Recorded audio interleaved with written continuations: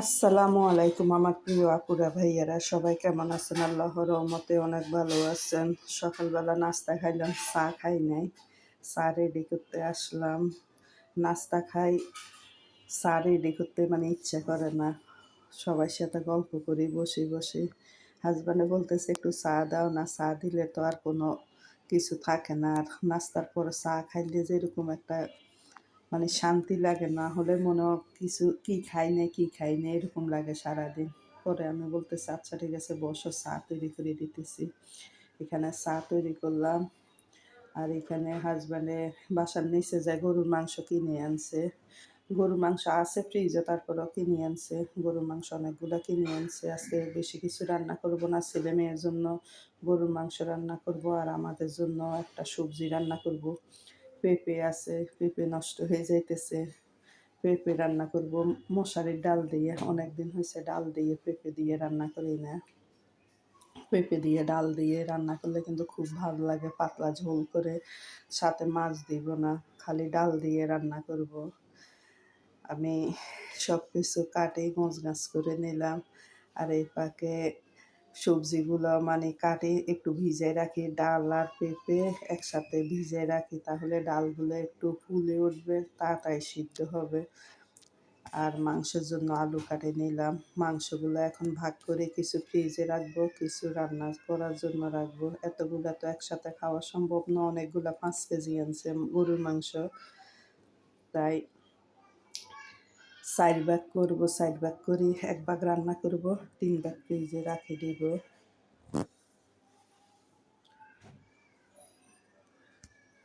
গরুর মাংসটা মানে হাড় দিয়ে বেশি মনে হয় সিনার মাংস বলে দেন ওইগুলা। সিনার মাংস মানে একদম চাকা চাকা চর্বি, চাকা চাকা সবগুলা। ডাক্তারে আমাকেও নিষেধ করছে, আমার হাজব্যান্ডও নিষেধ করছে গরুর মাংস, খাসির মাংস এগুলা না খাইতে, কারণ এগুলা তেল জাতীয় খাবার, তো এগুলা মানে খাইলে আমাদের অনেক সমস্যা হবে। সেই জন্য আর এমনি হইলেও আমার মানে একটু সমস্যা আছে। তাই ডাক্তারে বলছে বড় মাছ, মাছের ডিম, তারপরে এমনি মানে ডিম, তারপরে হইলো মাংস, এগুলো একদম কম খাইতে। সবজিটা একটু বেশি করে খাইতে বলছে আমাকে।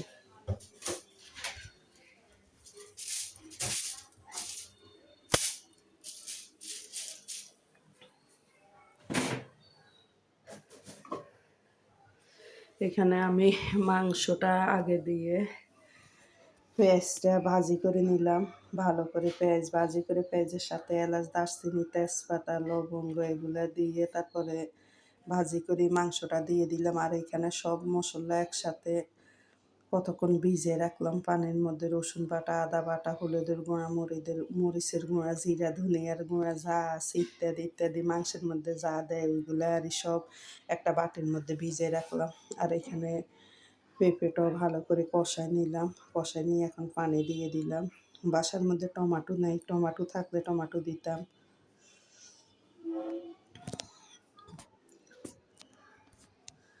পেঁপের মধ্যেও টমেটো দিতে পারি নাই, মাংসের মধ্যেও দিতে পারি নাই। আর এবার ফ্রিজের মধ্যে টমেটো রাখি নাই। আমার হাজব্যান্ডও বলতেছে ফ্রিজের মধ্যে টমেটো রাখলে কেমন কেমন হয়ে যায়। টমেটো এতগুলা টমেটো কিনে এনে ফ্রিজে রাখার কোনো দরকার নাই, তাজা তাজা আনবো, তাজা তাজা খাবে বাস। যত টাকা টাকা হোক, এখন কি করব। মানে এই জন্য ফ্রিজের ডিপে এবার আর টমেটো রাখি নাই। এখানে আমি এই যে মাংসটা আগে দিয়ে কষাই, তারপরে মশলাগুলো দিয়ে এখন আবার ভালো করে কষাই নিতেছি।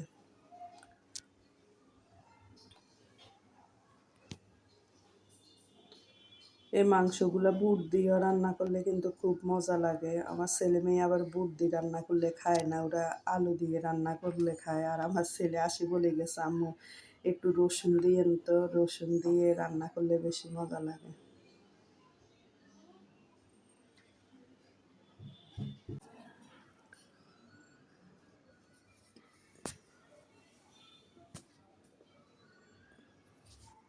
আজকে আলু দিয়ে গরুর মাংসটা একটু পাতলা ঝোল করে রান্না করব। আর আমি এখানে গোটা মশলাটাই বেশি ব্যবহার করছিলাম। এখানে আমি মানে এলাচ, দারচিনি এগুলো আজকে বাটি দিই নাই, গোটা দিয়ে দিছি। কালো জিরাও গোটা আস্ত দিয়ে দিছি, তারপরে জয়ফল, জয়ত্রী এগুলো মানে গোটা গোটা দিছি। মাঝে মধ্যে আমি মানে বাটিও রান্না করি মশলা, মাঝে মধ্যে আবার সবগুলা গোটা গোটা দিয়েও রান্না করি। আর এখানে পেঁপেটা রান্না করা হয়ে গেছে। পেঁপের মধ্যে রসুন দিয়ে তারপরে জিরা দিয়ে একটু ভাগা দিয়ে ধনিয়া পাতা দিয়ে দিলাম।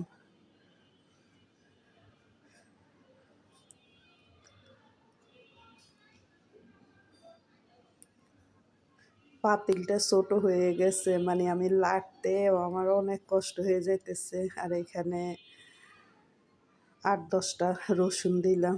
রসুনগুলো হলো দেশি রসুন। ছেলে বলতেছে আম্মু রসুন দিয়েন, রসুন দিয়েন, ২-৩ বার আসি বলে গেছে, তাই রসুন দিলাম। কিন্তু রসুন আমার বাসার মধ্যে কেউ এত বেশি পছন্দ করে না। আমি একটু খাই, কিন্তু আমার ছেলে পছন্দ করে, আমার হাজব্যান্ড, আমার মেয়ে একদম পছন্দ করে না রসুন। ভালো করে কষাইলে পরে আর পানি এত বেশি লাগে না। মাংসের থেকে যে পানি বাইর হইছে ওই পানিগুলা দিয়ে আমি আস্তে আস্তে আগুন দিয়ে ভালো করে কষা নিলাম। এখন গরম পানি দিয়ে দিলাম। আর কোনো কিছু দিব না। যে সময় হয়ে আসবে ওই সময় একটু জিরা টালা দিব। আর কোনো মসল্লা দিব না।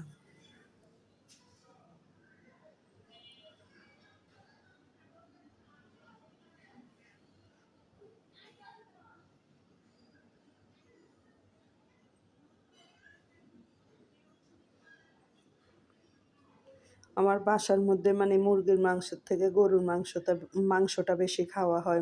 মুরগির মাংস একদম কম খাওয়া হয়। আমার হাসব্যান্ড তো মুরগির মাংস খায় না।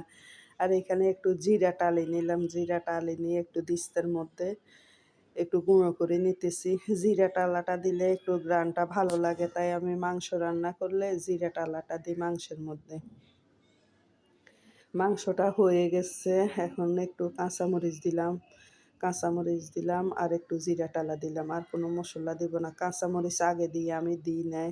যে সময় মাংসটা হয়ে যায় ওই সময় আমি মানে কাঁচামরিচটা দিই, তাহলে মানে ঘ্রাণটা একটু অন্যরকম লাগে তাই।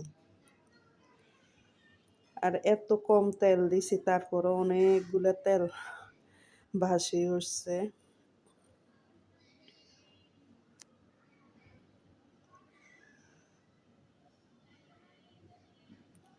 টমেটো দিলে আরও বেশি ভাল লাগলো, ঝোলটা আরেকটু ঘন হইল। আর বাটা পেঁয়াজও নাই বাসার মধ্যে। বাটা পেঁয়াজ দিলে মাংসের ঝোলটা ঘন হয়। তার মধ্যে টমেটো দিলে মাংসের ঝোলটা ঘন হয়। আমার রান্না করা হয়ে গেছে।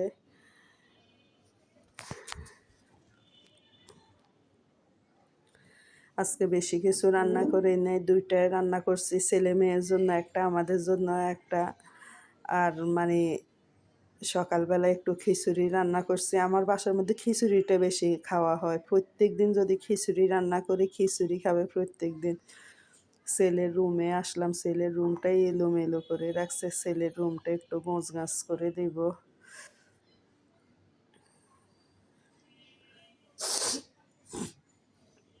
আমার ছেলের রুমটা এত বেশি দেখাই না। আমার ছেলের রুমের মধ্যে এত বেশি আমি আসিও না। যে সময় পরিষ্কার করে দেওয়া দরকার ওই সময় পরিষ্কার করে দিয়ে চলে যায়।